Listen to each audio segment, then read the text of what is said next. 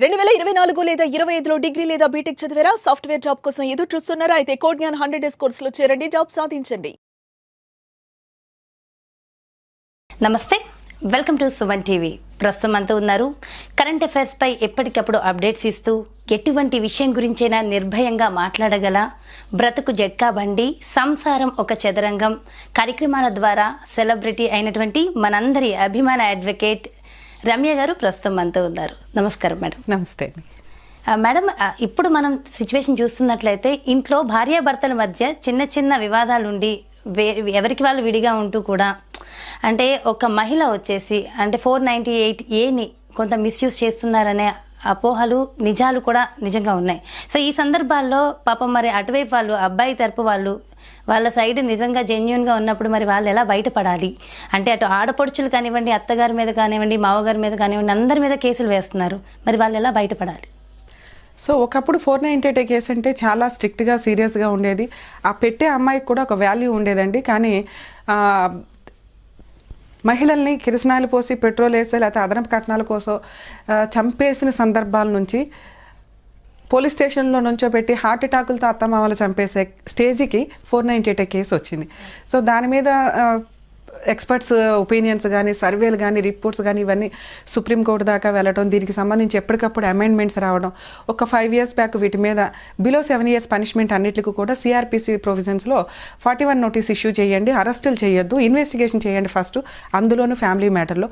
First counsellings ఇవ్వండి రా బాబు, వాళ్ళకి 2-3 కౌన్సిలింగ్స్ ఇస్తే అది నిలబడే కాపురమా విడిపోయే కాపురమా ఒక క్లారిటీ వస్తుంది. మన ఇండియన్ కల్చరే ఒక కుటుంబ వ్యవస్థ. ఈరోజు ఒక 10 పెళ్ళిళ్ళు అవుతుంటే 9 పెళ్ళిళ్ళు కోర్టు దగ్గర ఎండ్ అవుతున్న సందర్భాలు. కుటుంబం అంటే భర్తే జీవితం అని ఏ అమ్మాయి అనుకోవట్లా. అరే ఒకసారి పెళ్లి చేసుకుని పిల్లల కంటే వీళ్ళు నా కుటుంబం, వీళ్ళని ప్రొటెక్ట్ చేసుకోవాలని ఏ అబ్బాయి అనుకోవట్లా. ఇంకా కొన్ని ఫ్యామిలీస్ అయితే ఇంకా అత్తమావులు అందరూ కలిసి ఉండాలి, లేకపోతే వదిలేయాలి. ఇవన్నీ సొసైటీయే స్పాయిల్ అయిపోయింది, రిలేషన్సే స్పాయిల్ అయిపోయిన సందర్భంలో ఎవరో ఒకళ్ళని కరెక్ట్ అనడానికి కుదరదు. అమ్మాయి దృష్టిలో తనకు అన్యాయం జరిగినప్పుడు వెంటనే ట్రెడిషన్ ముందుకు వచ్చేస్తుంది. ఒక స్త్రీకి ఒకసారి పెళ్ళైనాక ఇంకా లైఫ్ అంతా భర్తే కాదండి అని. మరి కలిసి ఉండే విషయంలో ఎందుకు రాదు? అదే సెటిల్మెంట్ విషయానికి వచ్చేసరికి లేదా ఎక్కడికైనా అత్తమామల్ని, మరి అట్లాంటప్పుడు అలాగే కలిసి ఉండాలి అనుకుంటే అత్తమామల్ని పోషించాలి, వచ్చే ఆడబడుచుల్ని వాళ్ళ భర్తలకి రెస్పెక్ట్ ఇవ్వాలి, ఇంట్లో అంత ప్రొటెక్టివ్గా ఉండాలి, అన్నీ ఉండాలి.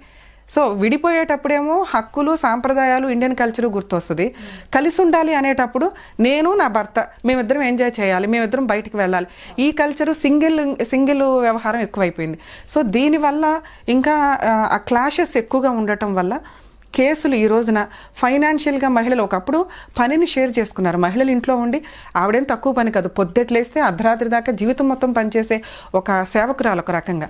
సో ఆ స్టేజ్ నుంచి ఇంకా ఎక్స్ట్రా పని పెట్టుకుంది ఒక రకంగా చెప్పాలంటే, ఫైనాన్షియల్గా సంపాదించడంలోకి ముందడుగు వేసి. దానివల్ల ఏమైపోయిందంటే ఈక్వాలిటీ అనే మాటలు పేరుకే వచ్చినాయి తప్ప మహిళలకు ఈక్వాలిటీ రాలా. దానివల్ల వీళ్ళు రోడ్డు మీద ఉండాల్సిన పరిస్థితి. కుటుంబంలో ఎవరి పాత్ర వాళ్ళు పర్ఫెక్ట్గా పోషిస్తే అది చాలా అద్భుతమైన అందమైన కుటుంబం. నిజంగా ఇవాళ ఒక న్యూస్ పేపర్లో చూసానండి, ఆయన ఒక 50 years ఏమో, భార్య 45 years, ఆవిడ చనిపోయి ఒక 1 year అయిందంట. ఆవిడ దీనిని తట్టుకోలేక ఆయన కూడా 2 times సూసైడ్ అటెంప్ట్ చేశాడు, ఆ వియోగాన్ని తట్టుకోలేక అని. మహిళలు అలాంటి వాళ్ళు ఉన్నారు, భర్త వెళ్ళిపోతే ఉండలేక సూసైడ్ చేసుకునే వాళ్ళు. అంటే అంత మంచి క్వాలిటీ రిలేషన్స్ నుంచి ఈ రోజున కోర్టుల్లో ఎంత ఇస్తావో అంత అనే పొజిషన్కి వెళ్ళిపోయింది. సో 498 కేసు విషయానికి వచ్చేసరికి సుప్రీంకోర్టు ఇంత మిస్యూజ్ చేస్తున్నారు. దీనివల్ల అత్తమ్మలు సీనియర్ సిటిజన్స్ అయి ఉంటారండి. ఒకవేళ ఒక అమ్మాయి పోలీస్ స్టేషన్కి వెళ్ళి కంప్లైంట్ ఇచ్చింది అంటే ఎక్కడో ఏదో అన్యాయం జరిగితేనే మనం పోలీస్ స్టేషన్కి వెళ్తాం. ఒక ఫ్యామిలీ మ్యాటర్లో ఈ రోజున కామన్గా అందరికి అలవాటు అయిపోయే సిచ్యువేషన్ అయిపోయింది. సో హార్ట్ అటాకులతో చనిపోయిన వాళ్ళు, హాస్పిటల్ పాలైపోయిన వాళ్ళు చాలామంది ఉన్నారు. సో ఇట్లాంటి సిచ్యువేషన్ నుంచి కుటుంబ వ్యవస్థని ప్రొటెక్ట్ చేద్దామని సుప్రీంకోర్టు అసలు ఫస్ట్ వీళ్ళకి కౌన్సిలింగ్ ఇవ్వండి, ఊరికే ఇష్టం వచ్చినట్లు ఎఫ్ఐఆర్లు చేసే ముందు అరెస్టులు చేయకండి అన్న ఉద్దేశంతో కౌన్సిలింగ్స్ కొన్ని గైడ్ లైన్స్ ఇంప్లిమెంట్ చేశారు. ఒక అమ్మాయి 498 కంప్లైంట్ ఇస్తే కనుక ఖచ్చితంగా ఫస్ట్ 3 కౌన్సిలింగ్స్ అటెండ్ అవ్వాల్సిందే, అవతల వాళ్ళు వస్తాము అంటే. ఈ 3 కౌన్సిలింగ్స్లో వీళ్ళిద్దరూ కలిసి ఉండడానికి ఎంత అవకాశం ఉంది, విడిపోవడానికి ఎంత అవకాశం ఉందో, ఒకవేళ అవకాశం ఉంటే బయట సెటిల్ చేసుకోండి అంటారు, మ్యూచువల్ డైవర్స్గా వెళ్ళమంటారు. లేదు అంటే అప్పుడు ఎఫ్ఐఆర్ అవుతుంది. సో కంప్లైంట్ వేరు, ఎఫ్ఐఆర్ వేరు. ఎఫ్ఐఆర్లో ఈవిడ గారు అందరి పేర్లు పెట్టినప్పుడు అన్నీ కామన్గా ఆ అమ్మాయికి ఇంపార్టెన్స్ ఇచ్చి అందరి పేర్లు అక్యూజుల కింద చూపించడం జరుగుతుంది. కానీ అబ్బాయి అత్త మామ కలిసి ఉన్నా కలిసి ఉండకపోయినా కానీ వీళ్ళ ముగ్గురికి మెయిన్ అయితే A1 A3 రిజిస్టర్ చేస్తారు. రిమైనింగ్ వాళ్ళ పేర్లు ఛార్జ్ షీట్లో ఉండకపోవచ్చు. ఛార్జ్ షీట్లో ఉన్న వాళ్ళే కేసులో ఉన్నట్టు లెక్క.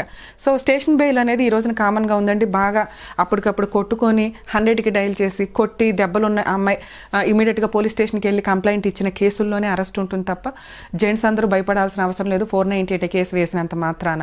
ఎందుకంటే మ్యాక్సిమం స్టేషన్ బెయిల్స్ కేసులు ప్రూవ్ చేసే విషయంలో కూడా 95% కేసులు ప్రూవ్ చేయడం కుదరదండి లేడీస్. కానీ ఒక 3 to 5 years కోర్టుల చుట్టూ తిప్పడం, ఫైనాన్షియల్గా అడ్వకేట్లు ఈ కోర్టులో టైం వేస్ట్, ఈ ప్రాసెస్ అయితే ఉంటుంది.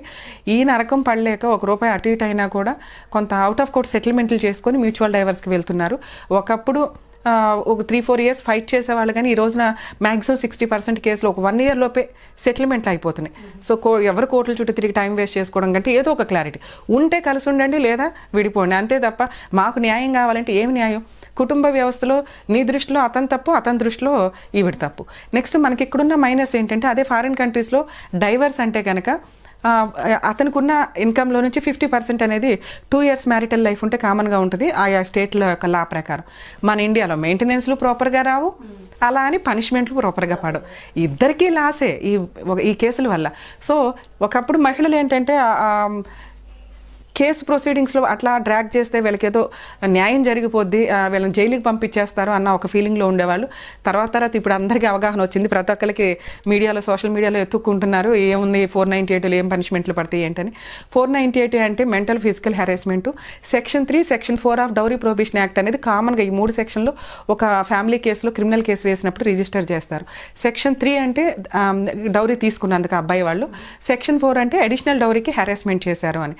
సో ఈ 3 సెక్షన్స్ ప్రూవ్ చేయాలి అమ్మాయి. ఒకవేళ డౌరీ ఇస్తున్న సందర్భాల్లో ఆన్లైన్ ట్రాన్సాక్షన్స్ ఏమైనా ఉన్నాయా, ఫొటోస్ ద్వారా కొంతమంది పళ్ళాల్లో పెట్టి ఫొటోస్ తీస్తారు. సో అట్లా ఉన్నప్పుడు డౌరీ ఇచ్చినట్లుగా కొంత ప్రూవ్ అవుతూ ఉంటుంది. ఇంకా కొన్ని సందర్భాలకు వచ్చేసరికి లెటర్ లాగా రాసుకుంటారు, గిన్నె ఇస్తున్నాం, గరిటిస్తున్నాం, 5 lakhs ఇస్తున్నాం ఇట్లా అని పెద్ద మనుషుల సమక్షంలో. సో అట్లాంటివి ఉన్నప్పుడు డౌరీ ఇచ్చినట్టుగా ప్రూవ్ అవుతుంది. అలాగే అడిషనల్ డౌరీకి హెరాస్మెంట్, ఏదైనా ప్రాపర్టీ కొంటాం లేకపోతే బిజినెస్ పెడతాం అంటూ మెసేజ్ల ద్వారా కానీ అట్లా ఎవిడెన్స్ ఉంటే, సో ఇవన్నీ ప్రాపర్గా ఉండవండి అన్ని కేసుల్లోనూ. దానివల్ల మహిళలు కొంత కేసు పెట్టడానికే పనికొస్తే తప్ప గెలవడానికి అంతగా పనికిరావు. ఇన్ కేస్ గెలిచారే అనుకోండి, అతను అప్పీల్కి వెళ్తాడు. ఎవరికి లాసు? ఇద్దరు మ్యారిటల్ లైఫ్ ఉంటే 6 months 1 year ఉంటుంది, కోర్టుల చుట్టూ తిరిగేది 5 to 6 years ఉంటుంది. దీనివల్ల ఇద్దరు లైఫ్ స్పాయిల్ అవుతుంది.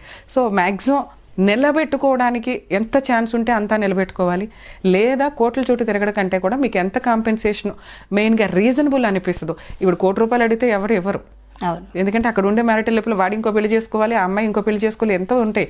ఆ రీజనబుల్ అమౌంట్ సెటిల్మెంట్ ఉన్నప్పుడు త్వరగా సెటిల్మెంట్లు అయిపోతాయి. బలవంతంగా కాపురం చేయాలి అనటం వల్ల యూజ్ లేదు. ఎందుకంటే అవి క్రూయాలిటీ గ్రౌండ్కి, క్రైమ్కి ఎక్కువ ఛాన్స్ ఉంటాయి. వదిలించుకోలేకపోతున్నాం ఈ అమ్మాయిని అనుకున్న టైంలో ఏదన్నా చేయడానికి అవకాశం ఉంది, ఫోర్సిబుల్గా మనం ఇంట్లో ఉన్నాము అంటే. సో దీన్ని కొంచెం ఆలోచించుకొని ఎప్పుడైతే మీరు ఎంత హింసించాలనుకుంటారో అంతా హింసించండి కోర్టుల చుట్టూ తిప్పడం ద్వారా. ఎప్పుడైతే వెక్స్ అయిపోతారో అప్పుడు డెసిషన్ తీసుకోండి. గెలిచేద్దామని ఎటువంటి ఎవిడెన్స్ ప్రాపర్గా లేకుండా సంవత్సరాల తరబడి కోర్టుల చుట్టూ తిరిగే తర్వాత లా అండ్ ఆర్డర్నో కోర్టునో తిట్టుకోవడం వల్ల యూజ్ లేదు. ఓకే మేడం, అదే విధంగా మరి సెటిల్మెంట్ చేసేసుకుంటారు, బాగుంది. మరి సెటిల్మెంట్ చేసుకున్నాక కూడా కేసులు వేసే అవకాశం ఉందంటారా?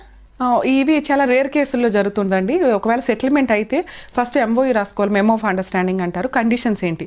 5 lakhs కాంపెన్సేషన్గా ఇద్దాం అనుకుంటే దాన్ని పర్మనెంట్ ఎలిమనీ అంటారు. తనకి కానీ పిల్లలకి కలిపి పర్మనెంట్ ఎలిమనీగా పాస్ట్, ప్రెజెంట్, ఫ్యూచర్ మెయింటెనెన్స్కి కలిపి ఇస్తున్నట్టు లెక్క. ఇంకా భవిష్యత్తులో ఆమె కానీ పిల్లలు కానీ ఎటువంటి కేసులు హస్బెండ్ మీద కానీ ఇన్లాస్ మీద కానీ వేయడానికి ఉండదు, ప్రాపర్టీస్ గురించి కానీ ఇంకా దేని విషయమైనా కానీ. తర్వాత ఇప్పుడు కొంత డౌట్ చాలా మందికి, మరి ఏంటండి పిల్లలు మైనర్లు కదా, వాళ్ళు మేజర్లు అయినాక డెసిషన్ తీసుకోవచ్చు అని. మేజర్లు అయినాక అసలు డెసిషన్ తీసుకోవడానికి ఇంకే ఉంటుంది, ఆల్రెడీ మెయింటెనెన్స్ అనేది మేజర్లు అయ్యే వరకే. సో ఆల్రెడీ వాళ్ళ తరపున రిప్రజెంటేటివ్ పర్సన్ కింద మదర్ డెసిషన్ తీసుకుంటున్నట్టు. సో ఒక్కసారి మ్యూచువల్ డైవర్స్ అయిపోయి ఆయా చట్టాల ప్రకారం, అంటే హిందువుల ప్రకారం 13B ప్రకారం మ్యూచువల్ డైవర్స్ అయిపోయి, అట్లాగే 10A ప్రకారం క్రిస్టియన్ మ్యారేజ్ డైవర్స్ యాక్ట్ ప్రకారం అయ్యి, ఇలా ఉన్న కేసుల్లో మళ్ళీ రీఓపెన్ చేయడాలు కానీ కొత్త కేసులు వేయడానికి కానీ వేయడం అసలు 100% కుదరదు. ఇన్ కేసు వేసినా కూడా అవి చెల్లవు, ఆటోమేటిక్గా కోర్టు డిస్మిస్ చేస్తారు. ఒకసారి డైవర్స్ వచ్చినాక ఎవరి మ్యారేజ్ వాళ్ళేనండి, వాళ్ళు ఒకళ్ళు లోపలికి వెళ్ళిపోయి అప్పుల పాలు అయిపోయినా ఇంకో వ్యక్తికి రెస్పాన్సిబిలిటీ ఉండదు. కోర్టేసర్లు అయిపోయినా లీగల్ హెయిర్స్ వచ్చి కేసులు వేసి మాకు ప్రాపర్టీస్ కావాలని అడగడానికి ఉండదు. ఓకే, సూపర్ మ్యామ్, చాలా చక్కగా క్లియర్గా ఎక్స్ప్లెయిన్ చేశారు. Thank you so much ma'am. నమస్తే. సో చూసారు కదండి, మ్యాక్సిమం కూడా నేను అడగాల్సిన క్వశ్చన్స్ అన్నిటికీ కూడా ఆన్సర్ మేడమే ఇచ్చేశారు. సో 498A సంబంధించి ఎలాంటి సందేహం ఉన్నా అవన్నీ కూడా అందరికీ క్లియర్ అయ్యావని అనుకుంటున్నా ఈ వీడియో ద్వారా. మరో బ్యూటిఫుల్ వీడియోతో మళ్ళీ మీ ముందుకు వచ్చేస్తాం. అంతవరకు సెలవు, నమస్తే.